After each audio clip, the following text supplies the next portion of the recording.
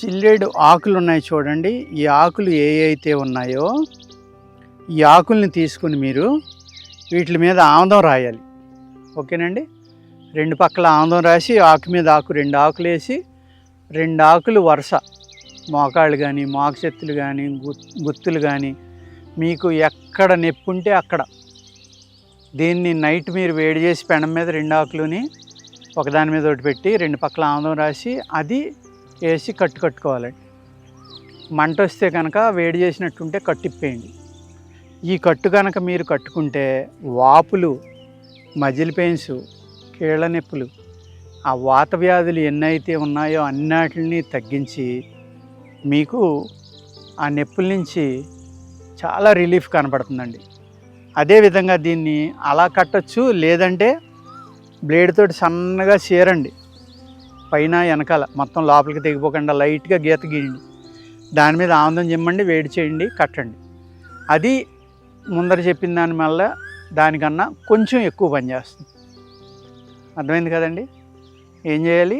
ఈ ఆకులు తీసుకుని జిల్లేడు ఆకులు వీటికి ఆముదం రాసి రెండు పక్కల రాయాలండి. ఆముదం ఒక పక్క కాదు, రాసి ఆకు మీద ఆకేసి రెండు ఆకులు వరుస మీరు మోకాళ్ళు కానీ, మోకచేతులు కానీ, భుజాలు కానీ, నడుము కానీ ఎక్కడ నొప్పి ఉంటే అక్కడ ఈ ఆకులను పరిచి రెండు వరుసలో ప్లాస్టర్ అంటించేయండి. లేకపోతే కట్టి చోట కుదురుతుందంటే కట్టుకోండి.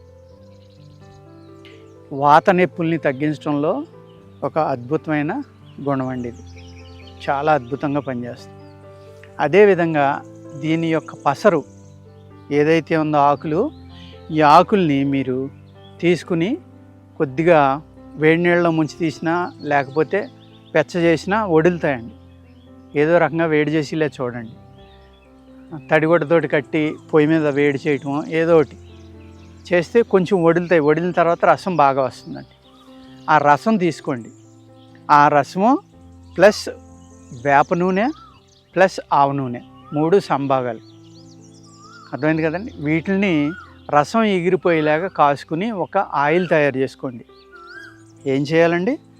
వీటి ఆకులు వడిలేలాగా చేసుకొని దాన్ని మిక్సీలో కొట్టుకుని రసం తీసుకుని ఆ రసం కొలత కొలుసుకోండి. ఎంత ఉందో అంత భాగమే వేప నూనె, అంత భాగమే ఆవ నూనె.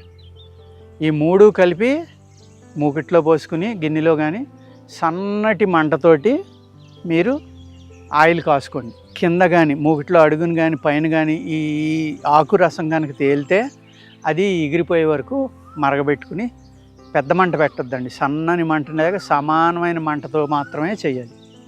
జాగ్రత్తగా వడపోసుకుని ఆ ఆయిల్ రాసుకుంటే పక్షవాతం, అనేక వాతాలకు సంబంధించిన నొప్పులు, మజిల్ పెయిన్ అవనివ్వండి, లేకపోతే మీకు ఎముకల నొప్పి అవనివ్వండి, నరాల నొప్పులు అవనివ్వండి, ఈ వాత వ్యాధులు ఎన్ని రకాలు ఉన్నాయో అన్ని రకాల మీద కూడా ఇది అద్భుతంగా పనిచేస్తుందండి ఈ ఆయిల్.